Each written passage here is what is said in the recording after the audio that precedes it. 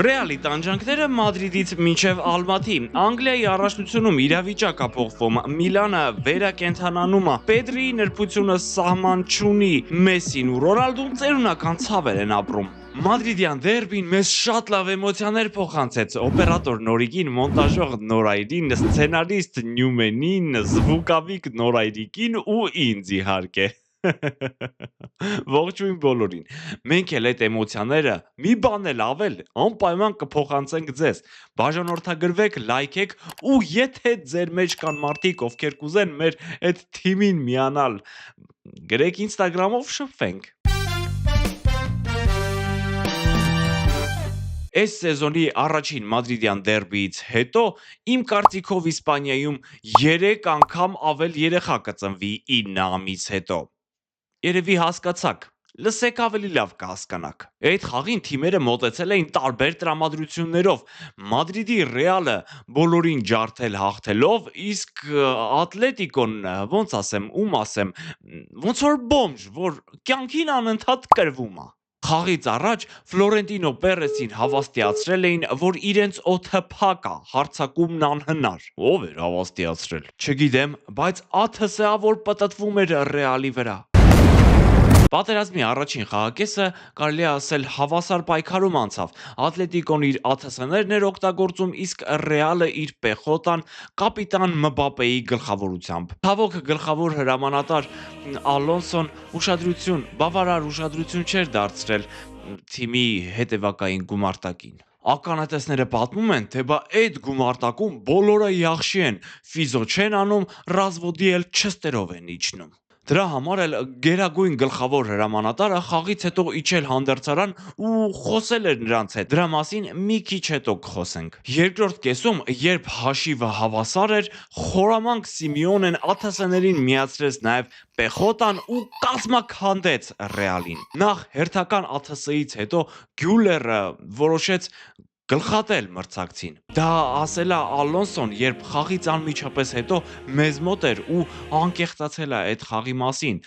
Լինկերը Instagram, TikTok-ի ներքևում է, կարող եք գնալ ու լսել։ Շատ խնդալու էր, ասում է, երբ որ արդեն անելանելի վիճակ էր, Վինիսիուսին կանչեցի մոտս, ասեցի գնա, լավագույն կողմերդ օգտագործի, ասում է գնաց տեսնեմ մրցավարի մոտ հաց է լինում։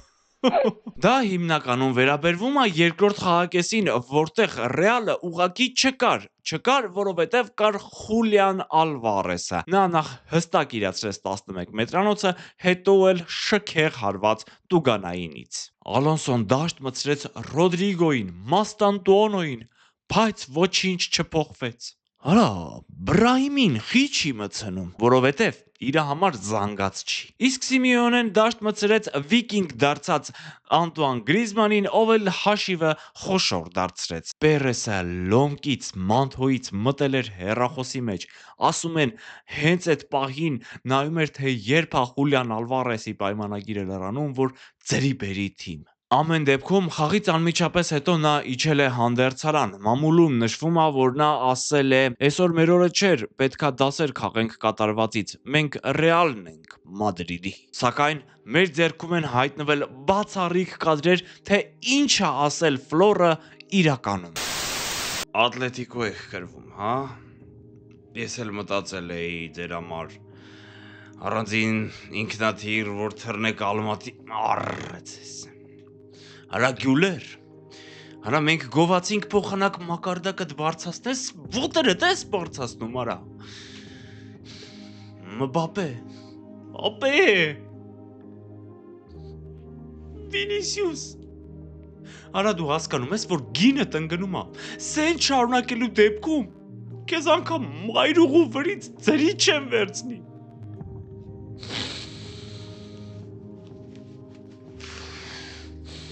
Հելեք ռադներդ քաշեք սամալյոտ էկանում կլասով եք գնալու, 11 ժամ թռնելու եք,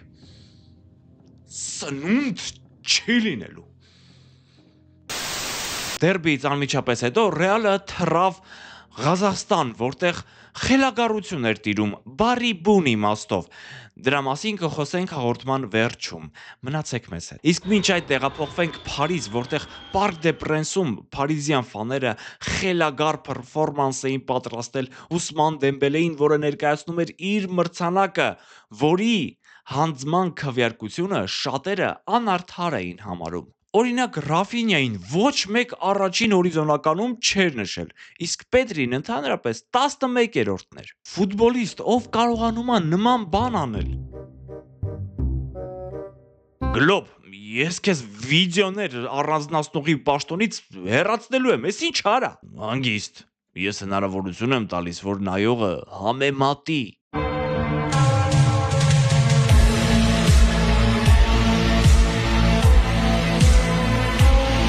Այդ տղու բուծիները անպայման պետքա ստուգել։ Ինձ թվում է մեջից սուպեր կլեյ է դուրս գալիս ու գնդակը կպցնում ոտքին։ Ուրիշ ձև հնարավոր չի։ Սա դրվագ էր Բարսելոնա Ռեալ Սոսեդադ խաղից, որտեղ Բարսելոնան հաղթեց 2-1 հաշվով։ Սակայն հաշիվը կարող էր շատ ավելի մեծ լինել, եթե չլիներ դարպասապահ Ալեքս Ռեմիրոյի վստահ խաղը։ Հաղթական գոլը խփեց Լևանդովսկին, գոլային փոխանցում կատարեց Յամալը, որը մի քանի վայրկյան առաջ էր դաշտ մտել, ընդամենը։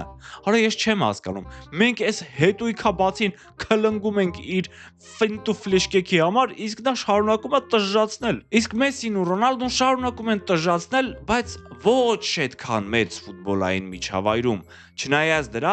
արդեն երկուսի մոտ էլ սկսել են ծերունական ցավերը։ Օրինակ, Մեսսին հրավիրեց հավաքականում խաղընկերոջը Դեպոլին, ով հայտնի է որպես թիկնապահ Լեոյի արդեն հենց բուն խաղադաշտում։ Ուղղակի այս MLS-ի խաղերից մեկում Լեոն շատ հիասթափվեց։ Սենց թիկնապահ անգամ են Գյորգիքսին պետք չի։ Իսկ Ռոնալդոյի դեպքում եկեք առանց մեկնաբանության նայենք։ ايضا في اللقطه الماضيه وشوف كريستيانو رونالدو Առաջարկում եմ արագ ծանոթանալ Չեմպիոնների լիգայի առաջիկա խաղերին, որովհետև երկրորդ մասում մի քանի շատ լավ նորություններ են ու Ռեալը ժամանում է Ղազախստան ու ղազախները խելագարվում են։ Սեպտեմբերի 35-ը կայանա երկար սպասված Կայրաթ Մադրիդի Ռեալ խաղը, ինչպես նաև կհանդիպեն Չելսի, Բենֆիկա, Գալաթասարայ, Լիվերպուլ, Ինտեր, Սլավիա Պրահա զույգերը։ Հոկտեմբերի 1-ին ավելի երկար սպասված Բարսելոնա Պարիս Սեն-Ժերմեն խաղին կհետևենք։ Նույն օրը Մոնակոն կընդունի Սիթիին, իսկ Վիլյարեալը Յուվենտուսին։ Հոկտեմբերի 2-ին Նոան կմեկնարկի Կոնֆերենցիաների լիգայի փուլում ընդունելով խորվաթական Ռիեկային։ Վիճակշանի Լեգիան կխաղա Սամսուն Սպորի հետ, Բարսեղենի Սլովանն էլ կմրցի ֆրանսիական Ստրասբուրի հետ։ Եվրոպա լիգայում էլ Տիկնիզյանի Ցերվենա Զվեզդան հյուր կգնա Պորտուին։ Լիվերպուլը վերջին վայրկյաններին հերթական հաղթանակը գրանցեց։ Չէ, ապեր։ Այս անգամ չէ։ Crystal Palace-ը, որը մինչև մրցաշրջանի մեկնարկը հաղթել էր Անգլիայի սուպեր գավաթում Լիվերպուլին, կրկին հաղթեց Լիվերպուլի ոճով վերջին վայրկյաններին բառացի հաղթանակը պոկելով ու լինենք անկեղծ։ Այս պարտությունը մոտենում էր, որովհետև Լիվերպուլի խաղը ոչ մի կերպ չի համոզում։ Դրանում համոզվելու համար առաջարկում եմ մի քիչ հետ գնալ, երբ Լիվերպուլը խաղում էր Անգլիայի լիգայի գավաթի խաղը Սաութհեմփթոնի հետ։ Նորից հաղթանակ 80 անց 85-րդ րոպեին հաղթական գոլի հեղինակ դարձավ Հուգո Էկիտիկեն ու գնաց տոնելու շապիկը հանեց, Մեսսի արեց, թեբաբի մեծ հաջողություն է գրանցել։ Արդյունքում երկրորդ դեղին քարտ ստացավ ու հեռացվեց դաշտից ավելի քան 10 րոպեով թիմին թողնելով 10 հոգով։ Պատկերացնում եք։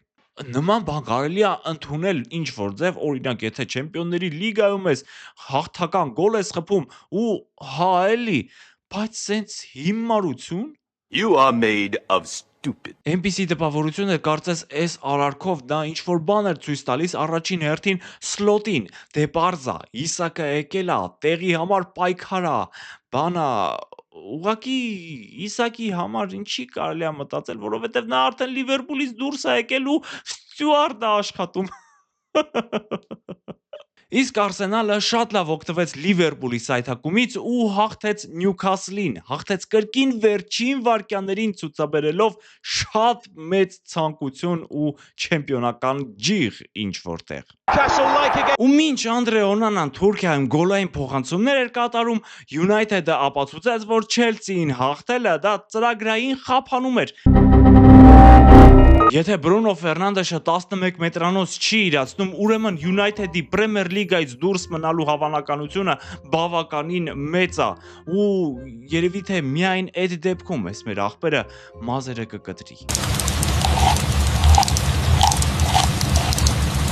Իսկ եթե Միլանը ունենար նման երկրպագու, կարծում եմ շատ սիրուն սանրվածք կունենար, որովհետև այդ թիմը կարծես թե Լուկայի եւ Մաքս Ալեգրիի գալով վերակենդանանում է։ Նրանք կարողացան հաղթել չեմպիոն Նապոլիին գրեթե ամբողջ խաղակես 10 հոգով մնալու պարագայում։ Իդեպ, իտալական ֆուտբոլի գլխավոր տաղանդներից մեկը Ֆրանչեսկո Կամադան, որը Միլանի կազմում նորամուտը նշել է 15 տարեկանում, հիմա վարձավճարով խաղում է Լեչեի կազմում ու վերջին տուրում նախ գոլային փոխանցում կատարեց, հետո էլ վերջին վայրկյաններին ոչ ոքի ապահովեց իր գոլով Լեչեի համար։ Դրանից հետո Իբրան այս սկրինը հրապարակեց, որտեղ այս երիտասարդ ֆուտբոլիստը նրան գրում է 2019 թվականին շնորհակալություն հայտնելով, որ շվեդը տեղափոխվել է Միլան ու ավելացրել, որ նա նույնպես պարապում է Միլանում 2025 թվական։ Հիմա բոլորը գիտեր քո մասին, ոչ միայն ես։ Ստացվում է Զլատանը ոգեշնչման աղբյուր է։ Ֆուտբոլիստներ, շուտ արեք, գնացեք գրեք Մխիթարյանին։ Ըստ մամուլի տեղեկությունների, Ինտերը վերջին 15 տարվա մեջ առաջին անգամ տարեկան եկամտային հաշվեկշռում դրական ցուցանիշ է գրանցել։ Ահա թե ինչ է լինում, երբ հայի մատը կպնում է բիզնես հոտառություն։ Անսումանե Ֆատին Spotify-ի անվճար բաժանորդագրությունը փոխեց McDonald's-ի հետ ու գոլերավոր խփում է։ Եթե ձեզ զարմացնում էին Հայաստան-Պորտուգալիա խաղի տոմսերի գները ու կատարվող իրադարձությունները մեր երկրում, ապա դուք դեռ չեք տեսել, թե ինչ է կատարվում Ղազախստանում։ Վաճառում եմ Կայրատ Ռեալ խաղի տոմսեր։ Գինը համարյա 24 միլիոն տենգե։ Բազարանել չկա։ Հնարավոր է փոխանակում 1 սենյականոց բնակարանի հետ Աստանայում։ Սա մինչև Ռեալի ժամանումն էր ու ցույց է տալիս, թե ինչքան սպասված էր այս խաղը, որը արդեն կայացել է երևի, երբ դուք նայում եք այս վիդեոն։ Ատլետիկոին պարտվելուց, էկոնոմ կլասով 11 ժամ թռնելուց հետո Ռեալը կոպիտ ասած շախմատի ձի դարձած իջավ Ալմաթի։ Տարածքում այնքան ոստիկան կար, որ անտեղյակ մարդիկ կարծում էին, թե միտինգ է, իսկ Չեմպիոնների լիգայի հիմնը նվագում էին ղազախական ազգային նվագարաններով։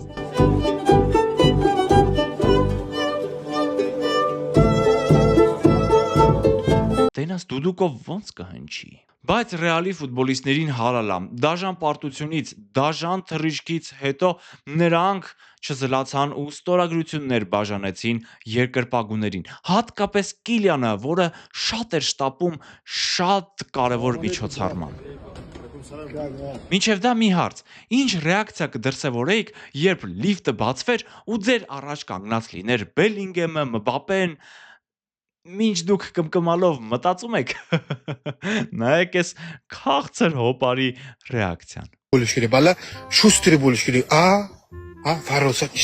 Մբապեն իրականում ուզում էր գրկել այդ համով ժպիտով հոպարին,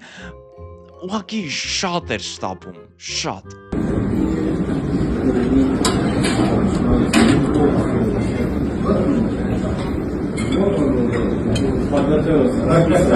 Փաստորեն ճիշտ էիր, ինքնաթիռում իրոք չեն կերակրել։ Ինչևէ, կարևորը նախախաղային մարզմանը բոլորը թարմ տեսք ունեին։ Եթե դուք եք ուզում թարմ տեսք ունենալ, ապա օգտվեք, այստեղ կարող է լինել ձեր ապրանքի ինտեգրացիան։ Դուք մտածեք, ես էլ գնամ նույնպես մտածեմ արդեն հաջորդ թողարկման մասին, որը մի քանի օրից է։ Բաժանորդագրվեք, որ ավելի հաճախ հանդիպենք, իսկ ես Բուսկետսի պես հրաժեշտ եմ տալիս, ուղղակի իսպանացին ֆուտբոլին հավերժ հրաժեշտ կտա արդեն այս սեզոնից հետո, իսկ ես անպայման կվերադառնամ Բայց ամեն դեպքում այդ մաեստրոյի հրաժեշտը շատ տխուր է։ Նրա նման ֆուտբոլիստները գնալով պակասում են։